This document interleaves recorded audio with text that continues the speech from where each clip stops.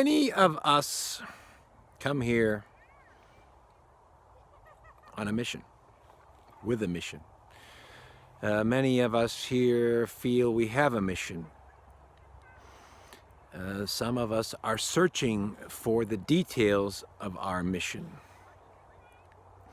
The mission is very important. The mission is central to your learning process. The mission is related to your incarnation contract. The mission is your itinerary, right? It's your itinerary. When you go on a trip, what are you going to do? And you have an itinerary. And you try to follow that itinerary. Along the way, you might discover something. And in that discovery, you might make a small change, right? Well, we have a 2-hour window after lunch before we go to the museum. Why don't we go check this play out, right? It's a one-time show. And you have a discussion with your friends or your family, and then you make an adjustment to the itinerary. Sometimes you'll say, well, why don't we skip the dinner gala and we'll go see the opera, right? You're on a trip. You're on a mission. The mission has many parts. The mission has many steps. There's day 1. These are the steps. There's day 2. This is when you travel. On a mission, it'll be year, when I'm 13 years old, I will do these things. When I'm 16, I will do A, B, C, D. And all of that is predicated upon your pre-incarnation plan. Of course, not everyone believes in a pre-incarnation plan. People don't even believe there's any such thing as incarnation. That doesn't change the facts. There is a pre-incarnation plan. Some people like to call it God's plan. Okay, we call it whatever you like. You call it God's plan. You call it the plan that the angels gave me. You call it the plan that the aliens gave me. It is irrelevant. If you've heard enough of my discussions, it's irrelevant where it comes from, as long as it comes from a higher source. And we can materially agree that there is such thing as a mission. Well, some people say, I don't have a mission, I have a purpose. What's it called? It's a mission, it's a purpose, it's a plan, it's a semantical argument. And we've been having these arguments for thousands of years, right? Because there's spiritual terms, there are religious terms, there are philosophical terms, there are personal terms. And so we can ruminate and discuss and argue. Is it a mission? Is it a plan? Is it written on an incarnation contract that I signed, right? That I forgot about, and that I'm calling my mission. My mission. How many people say that? My mission in life. A lot of people say that. It's my mission. I feel so deep inside, this is what I should be doing. So is it a mission? Is it this is what I should be doing? Or is it God's plan? Now, I'm going through this process to show you it's irrelevant what we end up calling it. For simplicity's sake, I call it a mission. Some people don't like that. It's a mission. I got a mission. I don't have a mission. I'm just experiencing life as it comes. And all of these coincidences are merely coincidences. Yes. So the mission, there are steps to the mission. There are certain things that become activated at certain times of your life, certain age. You meet certain people. Sometimes when you fall off the path, but there's another word, hey, path, my path, my path. It's a mission. No, no, no, it's a path, Paris. It's a path. And you fall off the path or you stay on the path. But is that not the same thing as a mission? No, Paris! I have a path. And I have a plan. And I want to argue all day. Mission. We all have a mission. Even the NPCs, they have a mission. They have a reason for being here. Those of you on your mission, the mission can be quite complex. It can have many levels. So when you're young, when you're a teenager, you're doing the early part of the mission, the training, education, meeting certain people, making friendships. That's all preparatory for the next level. When you graduate school or when you finish your education, now you're getting into career. You're getting into doing things, making statements, experience, developing those skills and abilities, which will be used later on. Again, it's all part of that.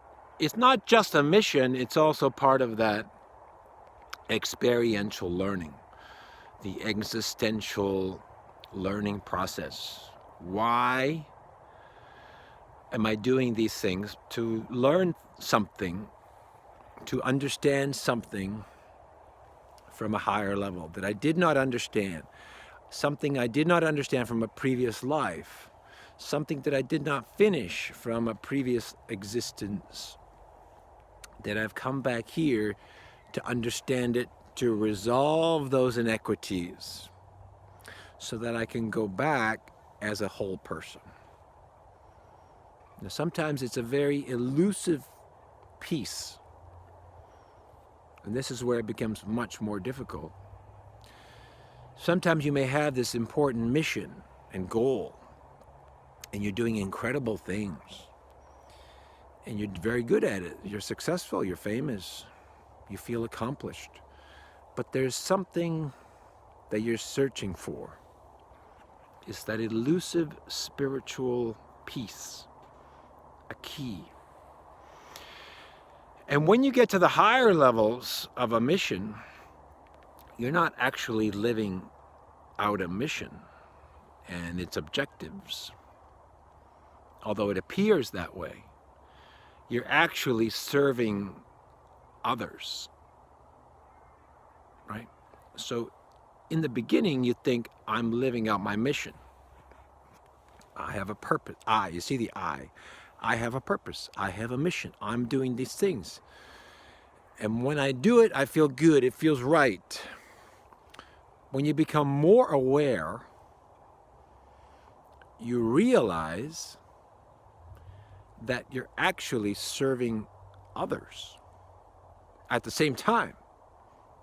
Or is it the primary purpose is to serve others?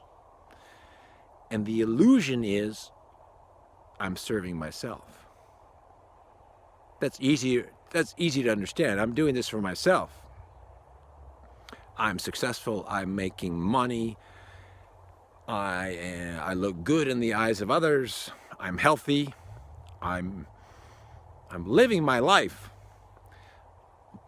But is that just an illusion for what you're really doing? You're serving others. The argument that I would get into if this was a more advanced discussion, and it isn't, I have to be careful of advanced discussions. The advanced discussion is not everything you're doing serving others, with the illusion that I'm serving myself, right? If I start a company and I'm very successful, am I not employing people? Am I not paying people? And are those people not living their life? Are those people not raising children? Are those people not living out their missions through my successful company? So if you say I'm a success and I have millions of dollars and have a great brand, but that's great, but am I not serving others? Am I not serving customers with these products, better products? So am I serving myself or am I serving others? Am I doing both? That is a more advanced discussion. My approach would be you're always serving others. It just might not appear that way. Unless you're very selfish and ignorant. Most people, if you're living a basic life, you are serving others. That you can't just serve yourself. If everyone served themselves, they're also serving others, right? That's a philosophical argument. Now, there are some issues with having a mission. And when you have a mission, you want to know all the mission. Quite often people want to know, I want to know what I'm going to do, I want to know where it's going to go, I want all the details, right? And you write out a mission statement maybe. And you pray, and you meditate, I want all of my mission. But there is an inherent problem with that, there's a risk. The risk is, if you know all of the mission, and some of it may be secret, some of it may have secret importance, some of it may be time-stamped, right? Just like a movie's going to come out on a certain date, and it's got certain reveals and certain secrets and special guests. Now, if the movie, someone copies the movie and steals it and distributes the movie, now you've spoiled that secret, right? And the damage is the movie will not sell as many tickets and people will not be as surprised because they're watching it, right, through pirated video. So a business will lose money. And they'll lose that surprise because people will see the pirated copy and they'll talk about it. This is what happens. You spoil the whole movie. So same with a mission. That mission has certain reveals, has certain secrets, certain things that cannot be revealed or released until a certain time. So it might be 5 years from now. It might be 2 years from now. Now, if you take that information and find out in 5 years, I will do something. Are you following? In 5 years, I will do something. And you're like, wow. You walk around, I'm 5 years, I'm going to do this, I'm going to be this. But what's happened? What's happened? It's not something we can really, people don't easily think about it. But what's happened is, we have now gone into the future. You have looked into the future. Because it's written inside of your DNA. Inside of your incarnation contract, the future is written. The future of the whole world is not written. but your future is written. If you're going to do X in 5 years, now that's very good information for someone who's looking to see the future, right? Because if you're going to be here in 5 years and it's inside of your DNA and it's written in your incarnation contract, that means other things in the world will also be present in order for you to do that in 5 years. Right? I'll give you, let's use a very simple example. I don't like using these kinds of examples because people will attack it. But let's just give it, I'll try to think of a very simple example. Let's say in 5 years, I'm going to start a company, I'm going to have a company that sells organic carrots. And let's say, for the sake of argument, there are no organic carrots. Something happened to the soil and there are no organic carrots. But in 5 years, I'm going to have a successful company selling organic carrots.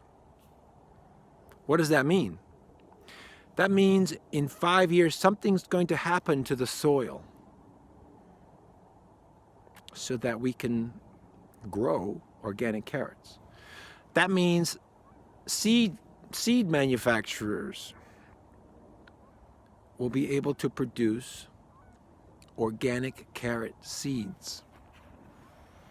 That means that consumers will be buying organic carrots.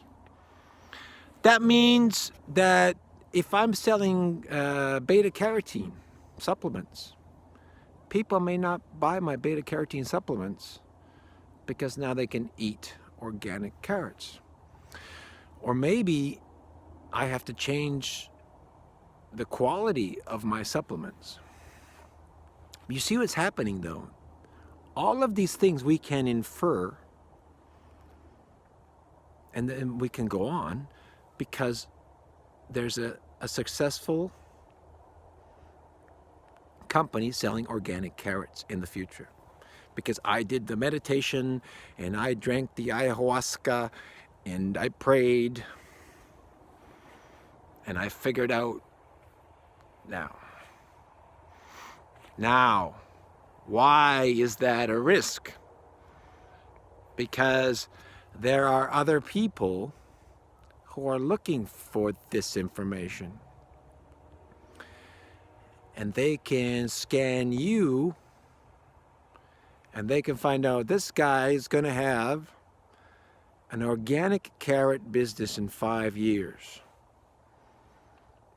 And they may say, well,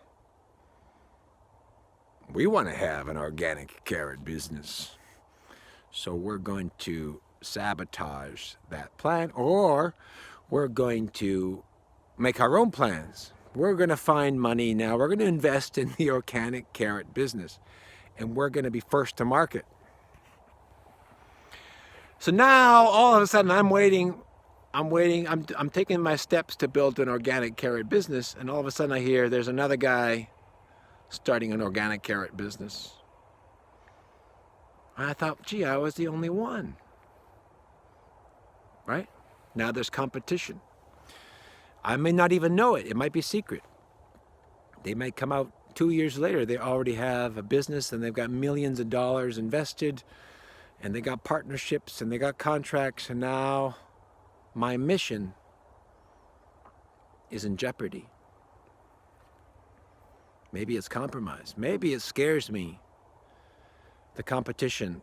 And I say, okay, well, I'm not going to start a carrot business. Or I go to the investors. I say, I want to start a organic carrot business. And they say, did you do a business plan? Yeah. Well, there's a couple of competitors. Well, we're not going to make any money. So now I don't get the investment. And maybe my business, I have to change my plan and I build a small company maybe. But it's all changed. Everything starts to change. Now and then I start to think, well, my mission was to have an organic carrot business. Now it's gone. Is it gone because I looked into the future? This is a very simple example because everyone is doing that, right? I'm starting a new business. They're all starting a new business, right? I'm going to launch a podcast. I'm going to write a book. So we are all, the sad part is we are all accessing the future. It's just it's a human nature. I want to succeed. I want to know. I want to know. I want to know. But when it comes to more sensitive things, especially to do with, helping people spiritually, healing the planet, working in conjunction with cosmic beings, disclosure. In 5 years, I'll be on television talking about the space program that nobody knows about. Now, if that's revealed, now others can intercede that. Well, we can't have this guy talking about the space fleet. So then they will intercede. They'll reprogram. One of the things that, the bad things about the MILAB, and we've talked about the MILAB, right? The military abductions, is that they would get people with their missions and they would drug them and they would say, what's your mission? And they would say, my mission is I'm going to heal people with energy. No, you're not. They would reprogram them. You're going to be a prostitute and you're going to take drugs until you're dead. Okay. Right? You're going to be, you're not going to talk to extraterrestrials. You're going to be famous. You're going to be on a stage. And then I wake up and it's like, I'm going to be on a stage. I'm going to be famous. I don't want to talk to extraterrestrials. And so they distorted the whole plan, a lot of it. Anybody from the earlier decades, they were all reprogrammed. And some of it is pretty bad. Some of they destroyed lives, right? You're going to fall in love with the wrong person. You're going to buy an SUV. It's very sad. I get upset. It's hard to prove. It's hard to prove. I mean, if you were reprogrammed, you don't want to admit it. If you even know, and if they wiped your memory and they blank slate you and they implanted fake memories, you could be. You could have changed your gender, your profession, and your friends, and your career a few times before at some point you can never figure it out. When I woke up, when I started, I was attacked and by these people who kept changing the program, interrupting. It's quite serious. They're very dangerous. It's quite serious and it's very disruptive. Even if you get through it, you're psychologically damaged, you're emotionally damaged, you're financially distraught, and your personal life is ruined. Like, even if you survive, if you don't listen to what they've programmed, even you survive, you're just, a lot of people ended up in the mental institution. end up on drugs, wrong relationships, wrong careers. We can go on. Now that's because in the early days, people had a mission and they were like, I have a mission. I'm going to be doing this. Let's get them. So when you have a mission, it's important that you don't need the whole thing. Never ask for the whole thing. If you feel compelled and you gotta know the whole thing, and I really have to know, I'll never be happy unless I know it, then you have to think you're being manipulated. Whether you're being psychically manipulated, magical, something is pushing you to do it. And so you calm right down and say, I don't need to know the whole mission. What you need is to know the steps. Day 1, day 2, day 1. After day 1, day 2. After day 2, day 3, right? I don't need the whole thing. So, or phase, you can call it a phase. We can get into semantics, phase. So phase 1, I'm doing this. It's a much bigger plan, but I'm doing this. And sometimes you feel, I don't know where I'm going, but you have to trust your intuition. I'm doing this. When you complete that, then the rest of it kind of it becomes clear, right? It becomes decoded. It's like, oh, okay, now I'm going to do this. And you meet certain people. There's always a chance where there's going to be some deception. There's deception, there's interference. You might have a couple of nightmares, and that changes things. You have to be aware of that. Discernment. Be aware, have discernment. Don't be fixated. Be open, right? Because you might get fixated on the wrong mission. You might do phase 1, and then phase 2, and then you might fall off the wagon, might fall off the path. Yeah. You might fall off the path for 10 years. That happens. Some people fall off the path and never get back. And that's the risk. You know, you might wake up in your 50s and say, gee, you know, something happened when I was 20. There was a trauma in the family and I just went that way. And now you're 50 and you're like, gee, what I really wanted when I was 20, I didn't do. That happens. It happens a lot. So the mission can be complicated. It comes in many layers and phases. And some things have to wait for a certain age.